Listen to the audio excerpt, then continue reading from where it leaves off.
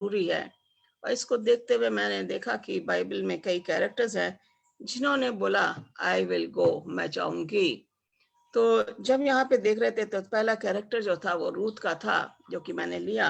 आप लोगों के पास बाइबल होगी और मेरे साथ आप निकालिए रूथ की पुस्तक और उसका पहला अध्याय और 16वीं आयत।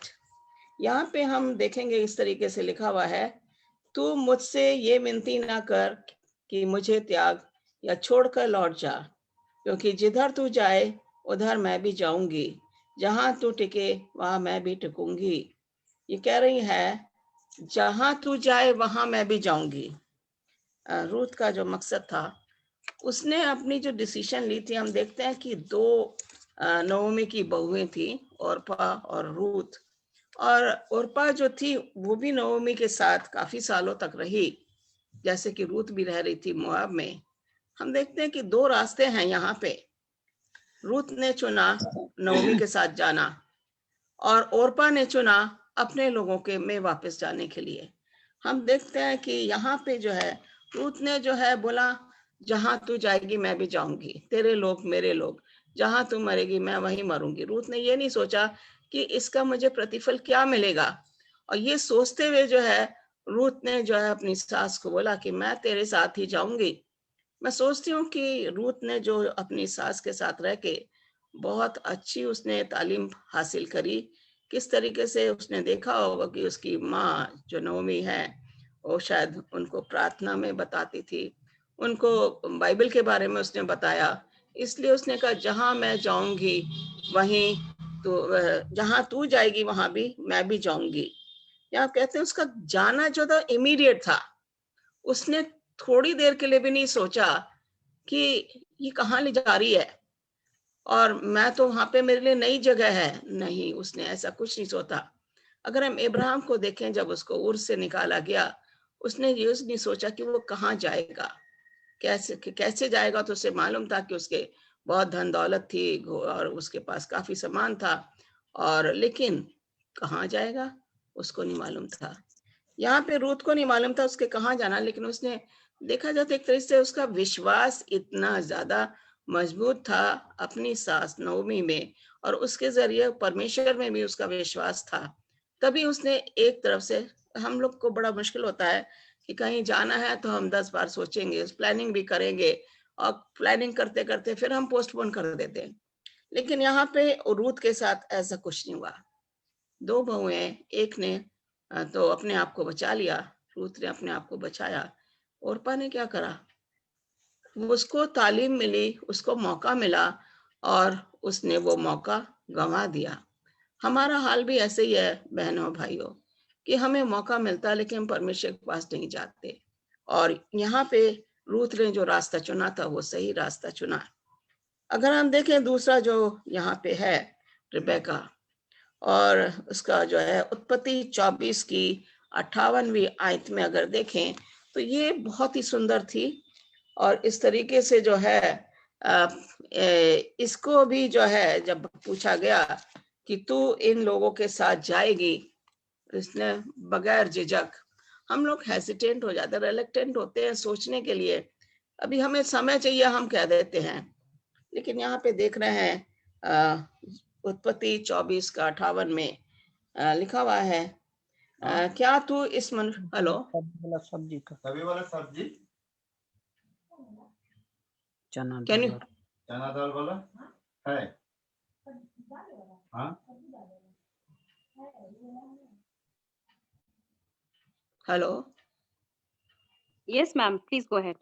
अच्छा, तो यहाँ पे लिखा हुआ है क्या तू इस मनुष्य के संग जाएगी। उत्पत्ति 24 का 58 में लिखा हुआ है, इस मनुष्य है, वो पहली बार उसने, रिबेका ने उसको देखा, उसने उसके लिए सेवा भी करी, और उसने जो है सुना भी कि वो आदमी जो घर में आया था वो क्या मैसेज लेकर आया, और वो बड़े गौर से सुना। और मैं सोचती हूँ ये परमेश्वर की इच्छा थी, उसने on the spot she made a decision, अपना उसने जो है इरादा जो है बता दिया कि मैं जाऊंगी। उसे नहीं पता था कहाँ जाना है, उसे ये भी नहीं मालूम था कि जिसके साथ मेरी शादी हुई वो कैसा होगा। उसने सिर्फ आंख बंद करके विश्वास किया। और यहाँ पे कह रही है, मैं क्या तू इस मनुष्य के साथ जाएगी? एकदम से हाँ मैं जाऊंगी। क्या हम ऐसा कहते हैं? सोचने पे शायद मुझे बड़ा वो लगता है कि क्या मैंने कभी ऐसे सोचा। मैं सोचती हूँ अच्छा कोई मुझसे कुछ पूछता है तो मैं अच्छा थोड़ा सा समय दीजिए सोचने के लिए। हमारा नेचर ऐसा ही है, हम इमीडिएटली डिसीजन नहीं ले पाते हैं, लेकिन हम देखते हैं जिसके साथ परमेश्वर है वो इमीडिएट डिसीजन ले लेते हैं। कहाँ जाना है इसे, वेयर विल शी गो, ये कहाँ जाएगी, उसको जगह ही नहीं मालूम कहाँ जाना है। उसने क्यों जाना है ये तो उसे मालूम है, ये जाएगी तो इसके लिए एक वर ढूंढा हुआ है और वहां पे उसकी शादी हो जाएगी, ये तो उसे मालूम था। मगर जिससे शादी होनी थी उसने उसको देखा भी नहीं, और ये आंख बंद करके कह देती मैं जाऊंगी। फिर कहते हैं कब, ठीक है, कब जाना है। उसने डिसीजन तो ले लिया कि मैंने जाना है, कब जाएगी? Early morning. उन्होंने बोला कि हमारी लड़की है, हम 2-3 दिन इसे रखेंगे, हम इसकी सेवा टहल करेंगे और हम जो अच्छी तरह से इसकी विदाई करेंगे। लेकिन इलियाजर ने तो उसको मना कर दिया कि मेरे मालिक ने बोला है कि एक अभी जाएगी हमारे साथ। और वो रिबेका जो है बड़े आराम से कहती थी हाँ मैं जाऊंगी। और मैं सोचती हूँ एक रात में क्या क्या तैयारी की होगी उन्होंने, क्या क्या उसके लिए सामान रखा होगा। और जब देखते हैं कि सुबह जो है वो तैयार हो जाते हैं, ऊँटों पे सामान लद जाता है और वो वहां जाती जहां उसे पता नहीं, उसे जिससे मिलना उसने कभी उसे देखा नहीं, क्योंकि परमेश्वर उसके साथ था। उसके जो डिसीजन जो था, उसने जो अपना फैसला लिया वो बहुत सही फैसला लिया। उसने किसी से नहीं पूछा क्या मुझे जाना चाहिए कि नहीं। हम लोग जो है अभी शाम को मैं बैठी हुई थी और अभी मुझे जनवरी में कोविड हो गया था और मेरे बेटे ने, मेरे हस्बैंड ने बोला मम्मी आप फिक्र मत करो, आपको हम हॉस्पिटल नहीं जाने देंगे। और मैं थोड़ा सा मेरे को थोड़ा सा डर भी था कि मुझे शायद हॉस्पिटल जाना पड़ेगा। और एक दिन ऐसा आया कि सीएमओ ऑफिस से लोग आ गए और उन्होंने बोला इनकी एज ज्यादा है इसलिए इन्हें हॉस्पिटल जाना पड़ेगा। और मैं जो अपने मन में, वही मेरा फैसला था, मैं नहीं जाना मांगती हूँ, मैं घर में क्वारंटीन में हूँ। लेकिन हम देखते हैं कि जब हमें जाना पड़ता है तो हम कुछ नहीं कर सकते। और मैंने फिर बोला अच्छा ठीक है मैं जाऊंगी, और मैं चली गई। वहां पे जाके मुझे किसी चीज का डर नहीं था, किसी चीज की कोई परेशानी नहीं थी। मैंने परमेश्वर से गिड़गिड़ा के प्रार्थना की, रोई, मैं रोज रोती थी, मेरी आवाज नहीं आती थी। कोई मेरे से बात करता था, मैं बात नहीं करना मांगती थी। बहुत ही मेरे लिए वो टाइम ऐसा था कि परमेश्वर मुझे क्यों, परमेश्वर ने मुझे समय जवाब नहीं दिया, लेकिन परमेश्वर ने मुझे सहनशीलता सिखाई, मुझे पेशेंस, धीरज सिखाया। और मैं समझ गई कि मैं अपने रास्ते से भटक रही थी और परमेश्वर मुझे एकदम अपने पास ले आया। उसने ये जो कोविड मुझे किया वो इसलिए कि मैं जो मैंने कमिटमेंट खुदा से किया है मैं वापस उसको करती चली जाऊं। और वही जो है परमेश्वर हमें किस तरीके से अपने पास लाता है, बड़े अजीब ढंग से वो हमें यूज करता है। वो जो कोविड का समय था मेरे को कोई परेशानी नहीं हुई, लेकिन मैं कहती थी हॉस्पिटल में मैं रह रही हूँ। मैं ये देखती हूँ कि परमेश्वर जो है अपने लोगों को अपने पास किस ढंग से बुलाता है। वो चाहता है कि हम उसके साथ पास सदा रहें, क्योंकि वो हमारे लिए सब कुछ है। वो हमसे प्यार करता है और हम चाहे उससे अलग हो जाए, लेकिन परमेश्वर हमसे प्यार करता है। तो यहाँ पे देखते हैं तीसरा जो कैरेक्टर है वो डेबोरा। कुछ लोगों ने इसके बारे में बोला था, लेकिन मैं जो हूँ इसका वही, मेरे पास 3 सवाल हैं जिनके लिए मैं बताना मांग रही हूँ। जजेस 4था अध्याय, न्यायों 4था अध्याय और उसकी 9वीं आयत में हम जाएंगे।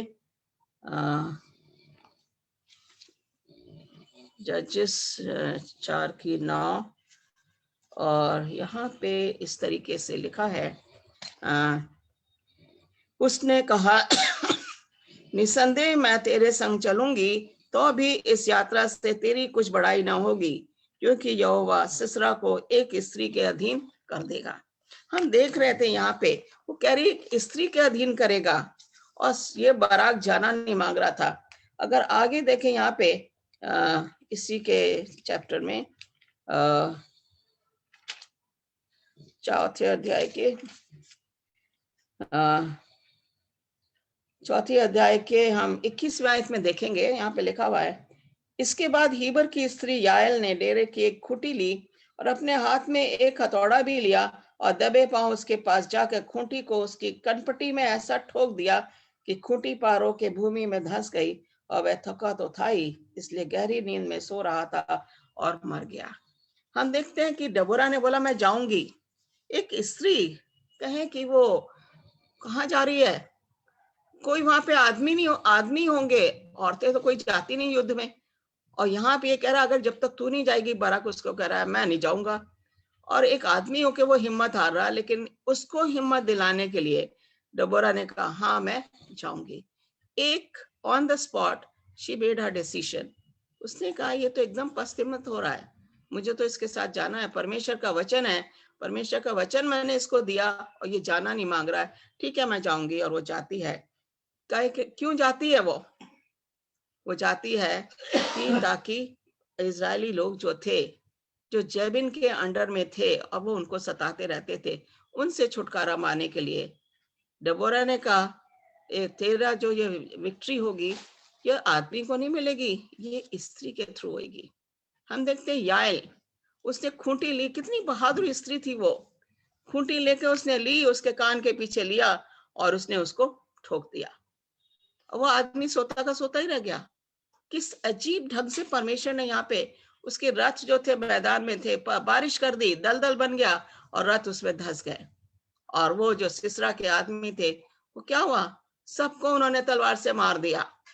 और यहाँ पे जो है सिसरा जो था उसको याएल ने कील ठोक के, टेंट की कील ठोक के उसको मार दिया। परमेश्वर बड़े अजीब और ढंग से अपने लोगों को बचाता है। यहाँ पे जो डेबोरा जो थी, पत्नी भी थी, नबी भी थी, और परमेश्वर के वचन को लोगों को सुनाती भी थी, और उनकी जो है एक तरह से जज भी थी। और जब वो जज का काम करती थी तो लोग उसके पास आते थे। ऑर्डिनरी सी औरत थी, ऑर्डिनरी सी जगह पे वो बैठती थी, उसके पास कोई ऐसा महल नहीं था जहाँ पे वो बैठ के इनके लोगों के फैसले करे।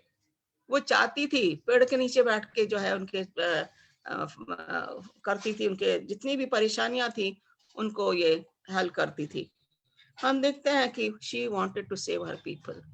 It was not she saving, it is God who was sending her to save her people. कि अपने लोगों को बचाने के लिए डबोरा ने कहा हाँ मैं युद्ध में जाऊंगी, और उसने बिल्कुल नहीं हिचकिचाई। लेडी होने के नाते हम क्या करते हैं, क्या हम ऐसा कर रहे हैं? शायद हम बचना मांगते हैं। अगर कोई कहे कि वहां पे मार्केट में चले जाओ, अगर वहां पे भीड़ है तो हम नहीं जाना मांगते, क्योंकि भीड़ में हमें खड़ा होना पड़ेगा या हमें भीड़ में निकलना मुश्किल हो जाएगा, हम हिचकिचाएंगे।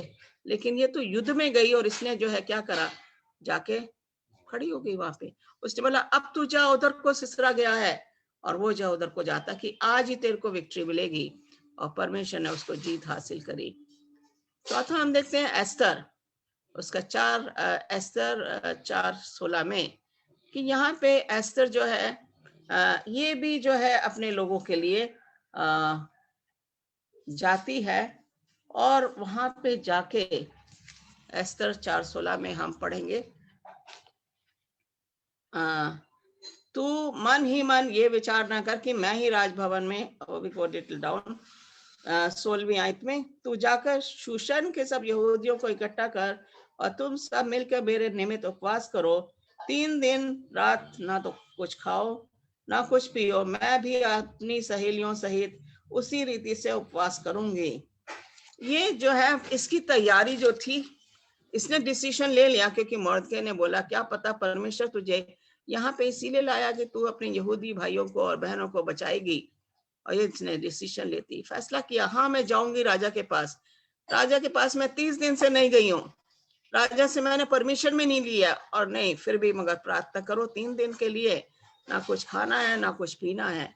और जाती है ये सोचती है अगर मैं जाऊंगी और राजा ने मुझे मार दिया तो कोई बात नहीं, मैं मर जाऊंगी अपने लोगों के लिए, लेकिन मैं जाऊंगी जरूर। और इसने जब ठान लिया, हम देखते हैं कि परमेश्वर के लोग जब किसी चीज को करने की ठान लेते हैं तो परमेश्वर उनके साथ हमेशा रहता है। कहाँ जा रही थी ये? राजा के पास। क्यों जा रही थी राजा के पास? किंग अहासुएरस जो है, क्यों जा रही थी उसके पास? ताकि अपने लोगों का उद्धार कर सके। परमेश्वर ने उसके कान में डाला कि फास्ट करो, प्रेयर करो, और उसने लोगों को बोला मेरे लिए प्रार्थना करो, उपवास करो, 3 दिन का समय, और उसके बाद मैं राजा के पास जाऊंगी। राजा एक बार जिसको अपने कक्ष में लेता था, उसके बाद वो दोबारा उसको अगर मन होता था तो बुलाता था, नहीं तो वो राजा के हरम में चली जाती थी।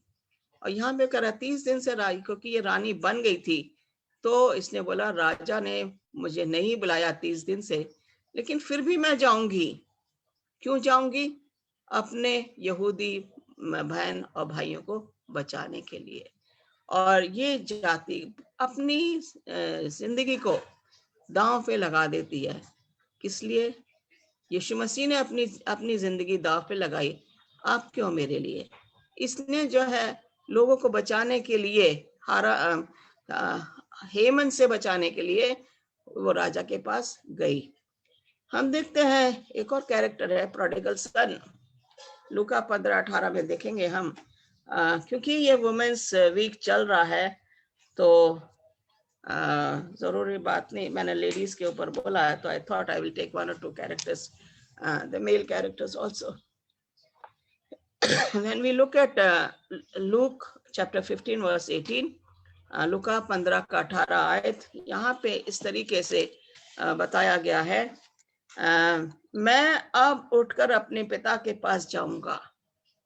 यहाँ पे कह रहा है, प्रोडिगल को हम जानते हैं, उड़ाऊ पुत्र जिसे बोला जाता है, कि उसने अपना हिस्सा तो ले लिया था और उसने अपना हिस्सा उड़ा भी दिया था, खर्च भी कर दिया था। जब उसके पास पैसा था तो उसके दोस्त भी बहुत थे, लेकिन जब पैसा खत्म हो जाता तो उसके दोस्त भी चले जाते। और उसको कब रियलाइजेशन होता है? जब उसके पास खाने के लिए नहीं होता है। और क्या करता है वो? सुअर का चरा रहा है, जो सुअर खाएंगे वो उसको खाना है। वो कह रहा मेरे पिता के घर में तो इतना खाना मिलता है, सर्वेंट्स को बहुत अच्छा खाना मिलता है, मैं क्या करूंगा? अपने पिता के पास जाऊंगा। भाइयों और बहनों, हम लोग जो हैं भटक जाते रास्ते से।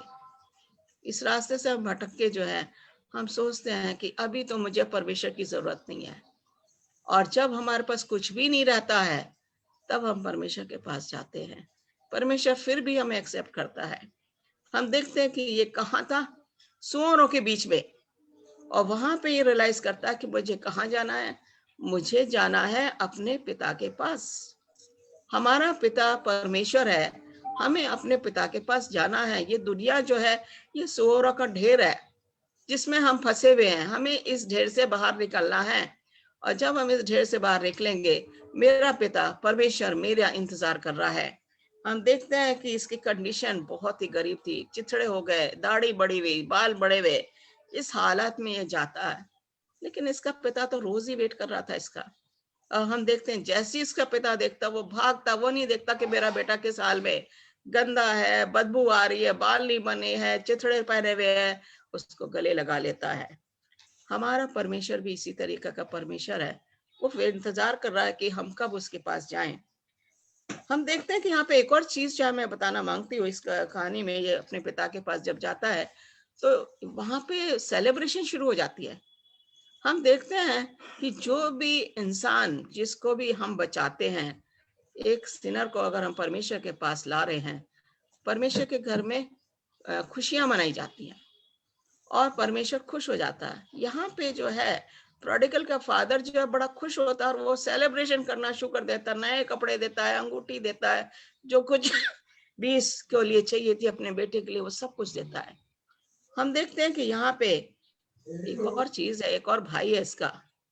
वो भाई का क्या है? वो भाई इसके पास नहीं जाना मांग रहा, वो इसको अपना भाई नहीं कहता है। जब वो भाई ऐसा कहता है, वो अपने पिता को भी जो है बड़ी बुरी तरीके से उनसे बात करता है और वो घर के अंदर नहीं जाता है। हम देखते हैं कि जो उड़ाऊ पुत्र था वो बच गया क्योंकि वो अपने पिता के पास गया, लेकिन बड़ा बेटा जो पिता के पास रहता था वो पिता से दूर हो गया और उसने जो है परमेश्वर के राज्य को ठुकरा दिया। ये बहुत जरूरी है कि क्या हम प्रोडिगल, किस टाइप के प्रोडिगल हैं? अपने पिता के पास जाके माफी मांगने के लिए हैं और उसके लिए गवाही देने के लिए हैं, या हम पिता से दूर रहना मांग रहे हैं, या परमेश्वर के राज्य से हम दूर हटना मांग रहे हैं? किस टाइप का हमारा काम है जो कि हम कर रहे हैं? प्रोडिगल ने तो रियलाइज कर लिया था, हम क्या कर रहे हैं? क्या हम रियलाइज कर रहे हैं हम किस जगह, कैसे हम पापों में पड़े हुए हैं? क्या ऐसा ना हो कि देर हो जाए और हमारा समय जो निकल जाए? अभी हमारे पास समय है कि हम परमेश्वर के पास जाएं और उससे पूछें, उसके साथ रहें और उसके लिए गवाही दें, उसके नाम के काम करें, क्योंकि कहता है आई विल गो। बड़ा अच्छा स्लोगन है हमारा। कहाँ जाना है हमें? लोगों के बीच में। क्यों जाना है? परमेश्वर के लिए, आत्माओं को बचाने के लिए हमें जाना है। इसलिए हम देखते हैं यूहन्ना 14 उसकी 3 आयत में अगर देखें तो यहाँ पे बड़ा अच्छा लिखा हुआ, यीशु मसीह अपने चेलों से बात कर रहे हैं और यहाँ पे उन्होंने बोला मैं जाता हूँ। आपके पास बाइबल है, देख सकते हैं 2 आयत में, मेरे पिता के घर में बहुत से रहने के स्थान हैं, यदि ना होते तो मैं तुमसे कह देता, क्योंकि मैं तुम्हारे लिए जगह तैयार करने जाता हूँ। यदि मैं जाकर तुम्हारे लिए जगह तैयार करूं तो फिर आकर तुम्हें अपने यहाँ ले जाऊंगा कि जहां मैं रहूं वहां तुम भी रहो। ये कह रहे हैं मैं जाता हूं। यीशु मसीह ने भी यूज किया मैं जाता हूं। यीशु मसीह कहाँ जा रहे थे? यीशु मसीह जा रहे थे अपने पिता के घर।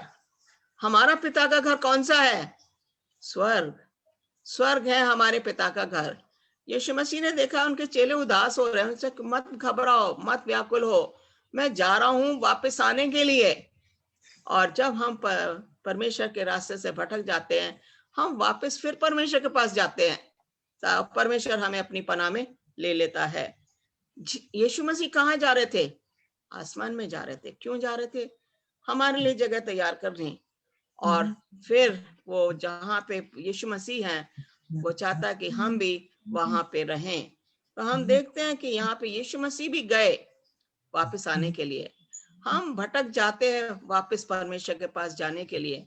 जब हम भटक जाते हैं, परमेश्वर कहता आओ मेरे पास, मेरे पिता के घर में बहुत सी जगह है, यदि ना होते तो मैं तुमसे कह देता। और वो ऑलरेडी हमारे लिए जगह तैयार कर रहा। उसने हमें बचा लिया अपने पाप से, अपने लहू से हमारे पापों को धो दिया है, हमारे पापों को उसने श्वेत के समान कर दिया है। आइए हम देखें कि यीशु मसीह हमारी इंतजार कर रहा है, हमारा पिता हमारा इंतजार कर रहा है। वो कह रहा मेरे पास आओ बोझ से दबे हुए लोगों, मैं तुम्हें आराम दूंगा। मत्ती 28:19 में जाएंगे और यहाँ पे हम देख रहे हैं कि ये बड़ा अच्छा एक वाक्य है जो कि हमें दिया गया है। ये जितने भी मसीही लोग हैं उनके लिए ये जरूरी है कि ये काम करें। कह रहा है इसलिए तुम जाओ, मत्ती 28:19 आयत, इसलिए तुम जाओ सब जातियों के लोगों को चेला बनाओ। सब जातियों के लोगों को चेला बनाओ। तुम जाओ। ओके, कहाँ जाना हमें? हम कहते हैं कि खेत पके हुए हैं और हमें जो है जाना है, और वो खेत जो पके हुए हैं वो तैयार है, लोग सुनने के लिए तैयार हैं। और हम देखते हैं कि किस तरीके से ये जो है बता रहा है कि क्या करना चाहिए। कह रहा तुम जाओ सब जातियों के लोगों को चेला बनाओ और उन्हें पिता पुत्र और पवित्र आत्मा के नाम से बपतिस्मा दो और उन्हें सब बातों को जो मैंने तुम्हें आज्ञा दी है मानना सिखाओ। इसमें कई चीजें हैं। कह रहा जाओ। क्या हम बैठे हुए आराम से, हम जाना नहीं मांगते? हाँ, कुछ लोग हैं ऐसे जिनके पास वचन तो है लेकिन वो परमेश्वर के पास जाना नहीं, परमेश्वर के लोगों के पास नहीं जाना मांगते। खेत पके हुए हैं, फसल तैयार है, हम क्या कर रहे हैं? कटनी का समय है, क्या कर रहे हैं? हम जाना मांग रहे कि नहीं जाना मांग रहे? क्या हमें जो काम सौंपा गया है, क्या हम उस काम को सही ढंग से करना मांग रहे कि नहीं? क्या हम सिर्फ जाके जा रहे हैं लेकिन हम कर कुछ नहीं रहे? हम जा रहे हैं और हम गवाही भी नहीं दे रहे यीशु मसीह के नाम की, फिर हमारे जाने का मकसद क्या है? क्या ये हमारे लिए सही है कि हम जा तो रहे हैं लेकिन काम नहीं कर रहे हैं? हम देखते हैं कि बहुत से लोग कहते हैं हमने ये काम किया, ये काम किया, ये काम किया, बहुत ज्यादा घमंड से भर जाते हैं। मैंने इतने लोगों को बचाया, मैंने इतने लोगों को बपतिस्मा दिया। ये भाई और बहनों, ये सिर्फ पादरी लोगों का काम नहीं है, ये काम है आपके और मेरे लिए। हम लोग क्या कर रहे हैं? क्या हम चुप बैठे रहेंगे? क्या ये स्लोगन हमें मिला है, आई विल गो? कहाँ जाना हमें? हमें लोगों के बीच में जाना, अन्य जातियों में जाना है। क्या करना उनके साथ जाके? उनको बताना है कि परमेश्वर तुम्हें प्यार करता है, यीशु मसीह तुम्हें प्यार करता, आओ उसके पास आओ, और वो जो है तुम्हारा इंतजार कर रहा है। उसके नाम की गवाही देनी है। पौलुस ने तो 39 कोड़े खाए थे, 39 कोड़े, और 5 बार खाए। पौलुस को जो है पत्थरवा भी किया गया, और वो जो है उठ के फिर जाता है और प्रचार करना शुरू कर देता है। हम देखें चेलों में बहुत ज्यादा जो था कमिटमेंट था। आप में और हम में वही कमिटमेंट होने की जरूरत है। मैंने जो है अपने जो कमिटमेंट किया है परमेश्वर को, मैंने रुड़की में जब थी, मैं पढ़ा रही थी वहां पे, तो मैंने एक दिन मैं बीमार हो गई और मैं डॉक्टर के पास जाती हूँ, और डॉक्टर के पास आने के बाद से मैं सामने एक टीचर थी जो कि प्रेग्नेंट थी और उसके बेबी होने वाला था। तो मैंने कहा मैं आपके घर में आके प्रार्थना कर सकती हूँ? उन्होंने कहा मैडम आप जब भी आओगे हमें बहुत खुशी लगेगी, और डिलीवरी के बाद भी आप आना। तो मैंने उनके घर गई, मैंने प्रार्थना करी, बाइबल पढ़ी, और फिर एक और टीचर थी जो प्रेग्नेंट थी, मैं उसके पास भी गई। उसने भी बोला मैडम आते रहिए, और मैंने वहां भी प्रार्थना की। और मैं देखती हूँ कि वो प्रार्थना मैंने उन 2 घरों में की और मैं ठीक हो गई। और अभी जब मेरे को कोविड हो गया था, तो फिर मैं अपने डॉक्टर के पास गई जो हिंदू डॉक्टर हैं, और डॉक्टर गौर, उन्होंने मुझे कहा मैडम आपको मेरी दवाइयों ने ठीक नहीं किया है, आपका विश्वास अपने ईश्वर पे है और उस ईश्वर ने आपको ठीक किया है। तो मैं ये देख रही थी एक हिंदू डॉक्टर किस तरीके के परमेश्वर के नाम की गवाही दे रहा। मैंने उससे बोला मेरा खुदा, मेरा ईश्वर जो है मेरा साथ देगा और वो मुझे कोविड में से बाहर निकालेगा। उसने कहा मैडम आपका विश्वास इतना ज्यादा है कि आपको जो है मेरी दवाइयों ने ठीक नहीं करा, आपको ठीक किया है। आपके विश्वास ने, आपके परमेश्वर में जो विश्वास है उसने ठीक किया है। क्या ये हमारे लिए खुशी की बात नहीं है कि दूसरे लोग परमेश्वर का नाम ले रहे हैं, दूसरे लोग परमेश्वर की महिमा कर रहे हैं? ये बड़ी आश्चर्यजनक बात है कि जब एक हिंदू आदमी ऐसे बोले कि आप जो है मेरी दवाई से ठीक नहीं हुए हैं। मेरा कमिटमेंट है खुदा से, और जो कमिटमेंट मैंने बनाया है, मैं कभी भी किसी भी अपॉइंटमेंट के लिए मैं मना नहीं करती हूँ। इसीलिए मैंने जो अपना चैनल है, यूट्यूब चैनल, उसको जो है मैंने शुरू किया हुआ है। इसीलिए शुरू किया है ताकि लोग मेरे चैनल के थ्रू परमेश्वर को जाने, और जब वो परमेश्वर को जानेंगे तो परमेश्वर के नजदीक आएंगे। एक ये हमारे पास मौका है। दूसरा मौका जो है कि हम जाते लोगों के बीच में, जहां भी हम जाते हैं, कोशिश करते हैं उन्हें परमेश्वर के बारे में बताने की। जब हम ऐसा करते हैं, परमेश्वर के घर में खुशियां मनाई जाती हैं। हमारे पास गवाही देने के लिए बहुत बहुत कुछ है। क्या हम वो गवाही दे रहे हैं लोगों में? सबसे अधिक जो है पर्सनल गवाही जो है वो एक व्यक्तिगत तौर के बीच में पर्सनल गवाही, पर्सनल टेस्टिमनी है जो कि हमें देनी चाहिए। हमारी गवाही से लोग जो है परमेश्वर को जानेंगे, और वो गवाही जो है परमेश्वर हमसे दिलाता है। जो कमिटमेंट हम करते हैं, या तो हमें कमिटमेंट करना नहीं चाहिए, अगर हमने कमिटमेंट किया है तो उसको पूरा भी करना है, क्योंकि परमेश्वर ने हमें बोला कि जाओ। जब उसका हुक्म है जाने का, तो हमें उसकी आज्ञा का पालन करना चाहिए। जितने भी ये कैरेक्टर्स मैंने कहा, सब ने जो है अपने आप डिसीजंस लिया, क्योंकि वो परमेश्वर को बहुत प्यार करते थे। परमेश्वर हमें प्यार करता है।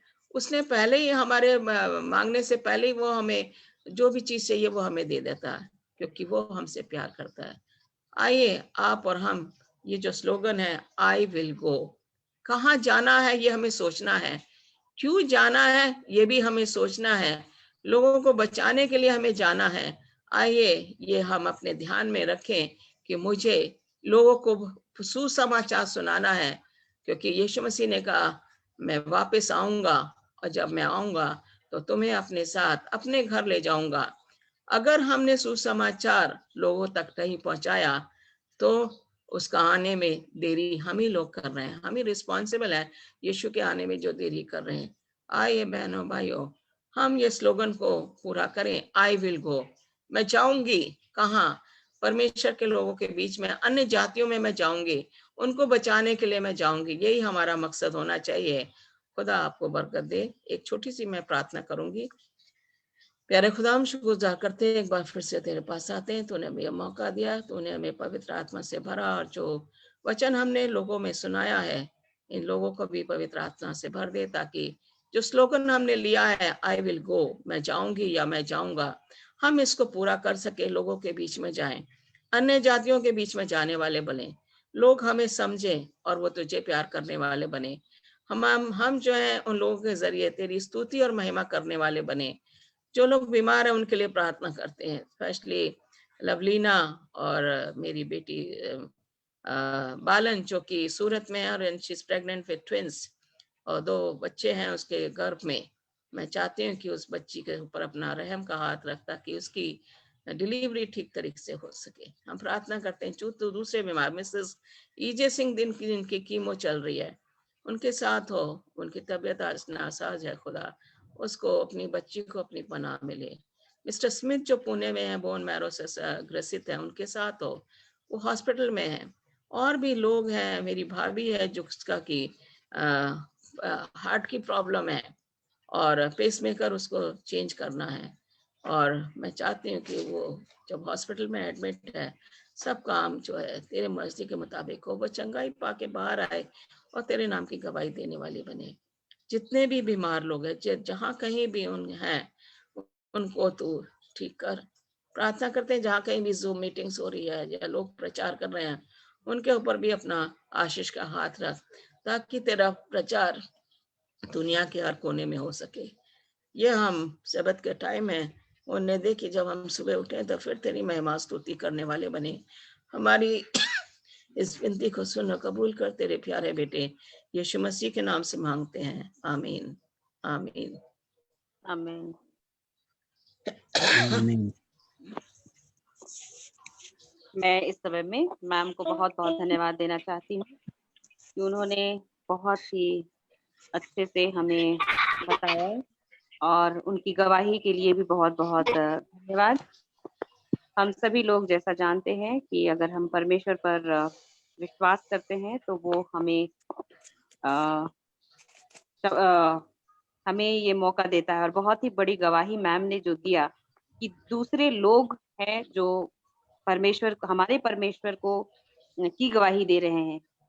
ये डॉक्टर का कहना कि हमारा दवाई नहीं, आपका परमेश्वर और आपका विश्वास ने आपको चंगा किया है, ये बहुत बड़ी गवाही है। और आज इसी तरह से गवाही हम लोग देखते हैं, तो हमारे थ्रू परमेश्वर लोगों को नजदीक ला रहा है हमारे जीवन के द्वारा। तो हम लोगों को और भी अपने जीवन को इस तरह से करना है ताकि सब लोग देख करके जो बाइबल में वचन लिखा है वो सिद्ध हो कि तुम्हें देखकर अपने परमेश्वर, तेरे परमेश्वर को लोग मानेंगे। तो हम लोग बहुत बहुत धन्यवाद मैम आपके मैसेज के लिए, थैंकफुल। और हम चाहते हैं कि हमारे बीच में और आप आते रहें और हमें परमेश्वर का वचन सुनाते रहें। आप सभी लोग, जितने लोग